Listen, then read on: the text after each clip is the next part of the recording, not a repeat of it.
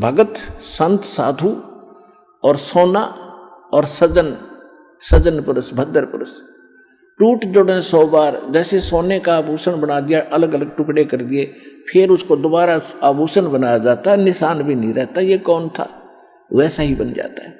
ऐसे साधु संत कभी कवासुनी हो जाती है तो मन में दोष नहीं रखते, ईर्षा नहीं रखते, उसको बदले की भावना नहीं रखते, और फिर मिलते हैं तो वैसे ही हो जाते हैं जैसे कभी कुछ हुआ ही नहीं।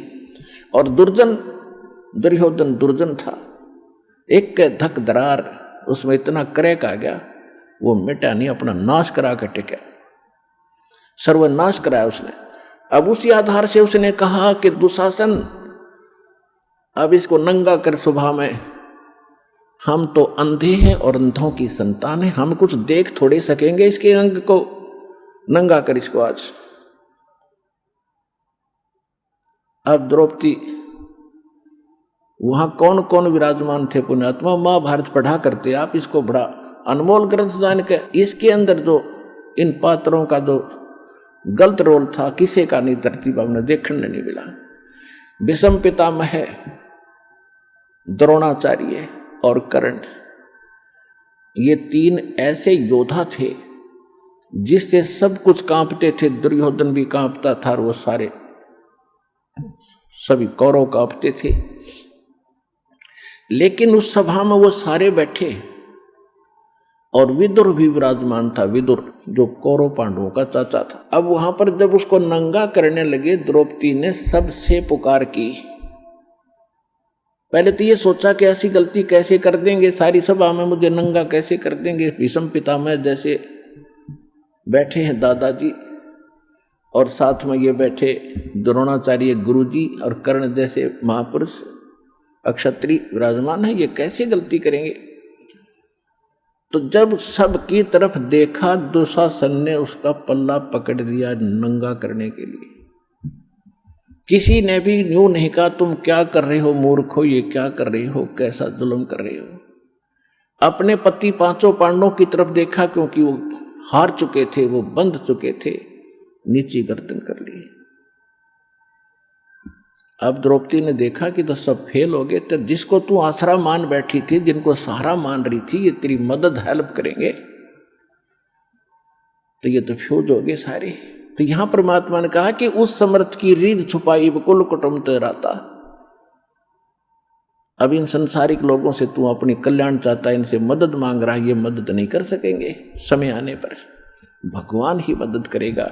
और वो कैसे करेगा, यदि तूने उसके अनुकूल कोई ऐसा कर्म किया होगा तो करेगा। अब उस समय उस सभा में एक व्यक्ति था जिसको हम पंचायती कह सकते हैं और एक धर्मपुत्र कह सकते हैं, विदुर। विदुर ने खड़ा होकर कहा कि रे भले आदमियों, तुम क्या करने जा रहे हो, कुछ दुर्योधन अकल से काम ले। बाहर के लोग तुम्हें क्या कहेंगे, अपनी इज्जत अपने हाथों उतार रहे हो। तुम एक ही दादा की संतान हो, तुम अलग अलग नहीं हो। विदुर कहे ये बंधु तुम्हारा, ये पांडव भी तो आपके ही चचेरे भाई हैं। विदुर कहे ये बंधु थारा, एक कुल एक परिवारा, और तुम ये ऐसा जुल्म ना करो, अपनी इज्जत आप ही उतार रहे हो। और कहते हैं जब विदुर ने उनको मना किया, रोकना चाहा तो थप्पड़ मारा, उसके मुंह पर थप्पड़ मारा कि तू तो पांडवों का चमचा है, सदा इन्हीं की ओर बोलता आया, जबकि नाते में वो चाचा था, सगा चाचा। कहते हैं विदुर के मुख पर लगा थपेड़ा, तू तो इन पांडवों का चेहरा, इनका चमचा है, नौकर। तू तो है बांदी का जाया, तू बांदी से पैदा हुआ है ना, इसलिए तेरे अंदर अक्षत्री वाले गुण नहीं है, तू इतनी ही बोधी बात कहता रहा। तू तो है बांदी का जाया। जब ये शब्द उसने कहा दुशासन ने, कहते हैं भीष्म, कर्ण और द्रोण मुस्काया। अकल देखो उन महापुरुषों की, पंचायत में बैठे हैं और एक लड़का अपने चाचा का थप्पड़ मार रहा है और उसको अपशब्द कह रहा है, और वहां वह बैठे मौजूद व्यक्ति हंस रहे हैं, मुस्कुराए वो। जबकि उन्होंने खड़ा होकर कहना चाहिए था, अरे निकम्मे खबरदार देते ने अपने चाचा का हाथ लगा दिया, सारी नैतिकता नाश कर दी तूने। और वो इसके विपरीत उन्होंने ना कुछ टोका टाकी की, ना ये कहा तू ऐसा ना करो, बल्कि ये शब्द सुन के कि तू तो है बांदी का जाया।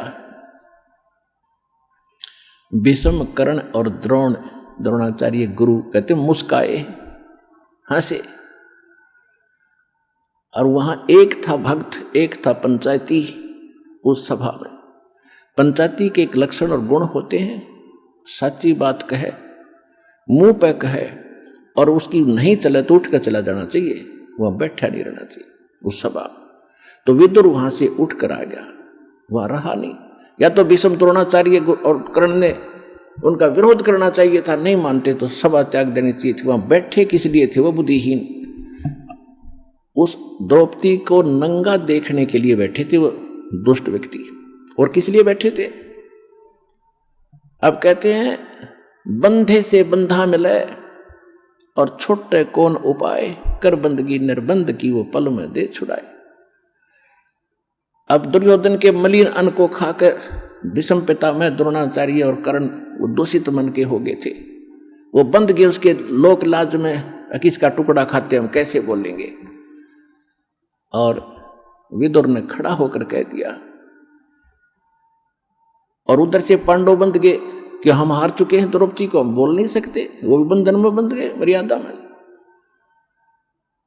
पुण्यात्मा, जब ये जीव इन संसारिक लोगों से अपना आस्था हटा लेगा, एक उदाहरण समझ लेना यहां पर, जब तक आप किसी राजनेता या अन्य किसी अपने धनी रिश्तेदार से आशा रखते हो अपने किसी वस्तु की, भगवान साथ कम देगा। जब आप उनसे हटकर केवल एक परमात्मा में आस्था रखकर सच्चे दिल से पुकारोगे तो पता नहीं क्या कर दे एक पल में।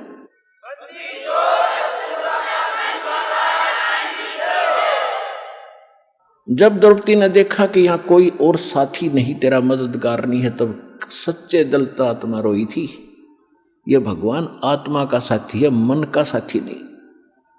मन तो पता नहीं क्या क्या बकवास चाहे, ये हो जा, वो हो जा, फलाना हो जा। जब आत्मा चाहेगी ना तो मालिक देगा आपको। ये आत्मा का साथी है, और मन है ये काल का एजेंट। जब आत्मा रोई, यहाँ की आपकी पुकार, जैसे पता नहीं कितनी बहनों के साथ बलात्कार होते हैं कहीं कहीं, और वो सभी पुकारती भी हैं अपने मदद के लिए, फिर लास्ट में भगवान को भी याद करती होंगी, लेकिन कितनों की मदद होती है? बहुत कम। कारण यह होता है कि हमने पहले कुछ ऐसा पुण्य नहीं कर रखा जिससे भगवान कोई कारण बना दे और हमारी रक्षा कर दे किसी भी प्रकार से। तो द्रौपदी का मालिक ने पहले तो कारण बनाया, सौ छलछीदर मैं करूं अपने दिन के काज, जो जन मेरी शरण है ताका हूं मैं दास, और गेल गेल लाग्या फिरूं जब तक धरती आकाश। अब जैसे ये दास पहले हम रामकृष्ण के पुजारी थे, शंकर जी के पुजारी थे, बाबा श्याम जी, हनुमान जी के पुजारी थे, और जो भी घर में सुख होता था हम ये कहा करते, भगवान विष्णु ने कर दिया, बाबा श्याम जी ने कर दिया, हनुमान जी की दया होगी। जो सा भी याद आ जाता उसी को श्रेय दे देते थे, जो भी भगवान हमें याद आते थे। अब पता चला कि ये तो कुछ कर ही नहीं सकते। अब ज्ञान की रोशनी से पता चला कि करने वाला तो वही था। कहते हैं जगत का पेखना पेख्या, धनी का नाम ना लेखा। संसार के लोगों का ही हमने क्रेडिट दिया, इसने ऐसा कर दिया, इसने ऐसा कर दिया। वो कराने वाला भी कोई और ही है अगर किसी से कुछ करवा रहा है। कहते हैं जगत का पेखना पेखा, धनी का नाम ना लेखा। जो सब कुछ कर रहा है उसका जिक्र भी नहीं, कोई सुपने में याद नहीं आया आपको। तो परमात्मा कहते हैं जब तक जो मेरी शरण में है, कभी किसी शरण समय में, ये द्रौपदी वाली आत्मा भगवान की शरण में थी। इस कलयुग के इस पीरियड में ये चल रहा है जो स्वर्ण युग आ गया ये, और इसमें जो बिचल गए, पिछड़ गए, रह गए, वो फिर यही धक्के खाते हैं। रानी बन गई, कभी राजा बन गए, कभी देवता बन गए। कुमाई इस समय की होगी वह सत्य भक्ति, और हजारों युगों तक चलेगी उनके साथ, क्योंकि इतनी कमाई इतनी बनती है इसकी, फिर यहां बर्बाद हो जाती है। लेकिन जो एक बार उसकी शरण में आ गया, परमात्मा इतने दयालु हैं, उसको कहीं ना कहीं घुमा फिरा के इवन द्रौपदी का भी ईव जन्म देंगे, दोबारा यहाँ पटकेंगे उनको। जब उनका नंबर आओगा जब टेके रहे तो न कहा मोक्ष होना था।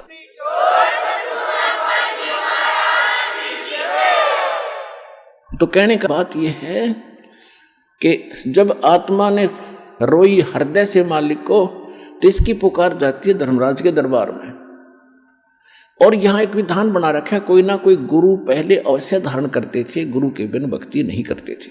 पांडवों का गुरु थे श्री कृष्ण जी, तो श्री कृष्ण को गुरु भी धारण कर रखा था।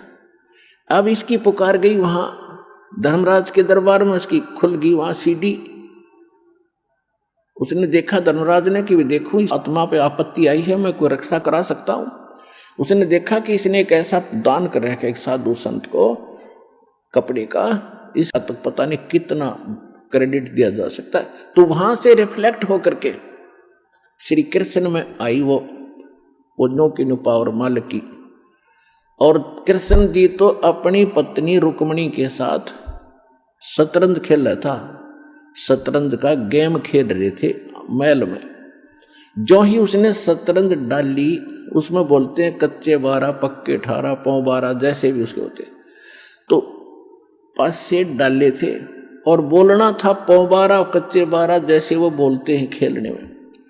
उसी समय हाथ आकड़ गया उसका नु, और नु बोला अनंत अनंत अनंत। अब कृष्ण नहीं कर रहा था, वह परमात्मा की पावर उससे करा रही थी। अब रुक्मणी ने उसका हाथ पकड़ दिया कि अनंत अनंत क्यों बोल रहे हो, आगे बोल, इस कच्चे 12 पक्के 12 कुछ तो बोलना था, ये ऐसे क्यों बोल रहे हो आप। तब उसने कहा कि रुक्मणी कर पकड़ा मुस्काई, गरीबदास साहिब जी की अमरवाणी से दास सुना रहा है। रुक्मणी कर पकड़ा मुस्काई, उसका हाथ पकड़ के हंसने लगी। अनंत कहा मोह को समझाई, ये अनंत क्यों कहा इसका मुझे बता। अब कहते हैं दुस्शासन ने द्रौपदी पकड़ी और हमरी भगत सकल में सिखरी, जय हमरी भगत पिछोड़ी हुई तो हमरा नाम न लेवे कोई। वहां कृष्ण नहीं बोल रहा था, कृष्ण को बुलाया जा रहा था भगवान के द्वारा, और परमात्मा की पावर ही उसके पास वहां से भीतर। जैसे जड़ से खुराक आती है पौधे में, पौधे से जाती टहनी में, टहनी के फल लगते, तो वो फल देने वाली टहनी है, उसका देने वाला जड़ है, टहनी के बस का नहीं था, ये समझ लेना। क्योंकि जब इस फार्मूले को आप समझोगे अध्यात्म ज्ञान को, जब आपके समझ में आएगी और आपकी दृष्टि वहीं टिकेगी जाके कि करे कराओ साइया मन में लहर उठा, दादू सदर जीव के आप बगलो जाए। कृष्ण कहते सरदरी थी और करने वाला खुद था वह। रुक्मणी कर पकड़ा मुस्काई, अंत कहा मोह को समझाई, दुस्शासन ने द्रौपदी पकड़ी और हमरी भगत यानी भगवान की भगत सकल में सिकरी, और जय हमरी भगत पिछोड़ी हुई, जय हमारा भगत हार में आ गया तो भगवान का नाम ना लेवे कोई। अब श्री कृष्ण तो फिर इतना कह के लग गया पैसे खेलने, वो मालिक आए फिर कृष्ण रूप धारण करके, श्री कृष्ण रूप बना के परमात्मा सूक्ष्म रूप में द्रौपदी के सिर पे आकर बैठ गए। कहते हैं तनदेही से पासा डारी, कृष्ण तो अपना वहां खेल रहा है और पहुंचे सूक्ष्म रूप मुरारी कबीर परमात्मा। खेचत खेचत खेच कसीसा, सिर पर बैठे हैं जगदीशा, द्रौप सुता के चीर बढ़ाए, शंख असंखों पार न आए, द्रौप सुता ने दीनी लीर और जाके अंत बढ़ाए चीर।